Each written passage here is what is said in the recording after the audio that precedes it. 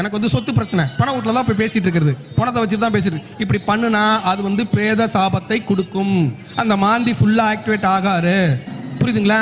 அதே மாதிரி வந்து பாத்தீங்கன்னா எதா இருந்தாலும் நீங்க வந்து பிணம் சார்ந்த விஷயத்தை, இறந்தவர்கள் சார்ந்த விஷயத்தை நீங்க பேசும்போது முழுக்க முழுக்க மாந்தி ஆக்டிவேட் ஆவார். இந்த மாந்தி ஆக்டிவேட் ஆனா என்ன பண்ணுவாரு அப்படின்னா முழுக்க முழுக்க உங்களுடைய வாழ்க்கையில தடைகளை ஏற்படுத்துவார். அவர் எங்க உட்கார்றார் அந்த இடத்தை கெடுத்துருவார். மாந்தி அமரும் இடம் பாழ், முழுக்க முழுக்க பாழ். இதுக்கு ஒரு உதாரணம் உண்டு. மாந்தி பொதுவாகவே இப்போ ஒரு குழந்தை சிசேரியன்ல பிறக்குது, நீங்க ஜாதகத்தை கையில வாங்குறீங்க, அது எப்படி கண்டுபிடிப்பீங்க? லக்னத்தில் மாந்தி இருந்தால் அது சிசேரியன் குழந்தை. பிறக்கும் போது என்ன பண்ணுது? கத்தி வச்சு கிழிச்சுக்கிட்டு தான் பிறக்குது. பிறக்கும் போது என்ன பண்ணுது? கத்தி சம்பந்தப்படுது. அந்த மாதிரி வந்து பாத்தீங்கன்னா ஒருத்தனை கொல்றது, வெட்டுறது, இந்த மாதிரி விஷயத்துக்கு சம்பந்தப்படக்கூடிய ஒரு கிரகம் மாந்தி.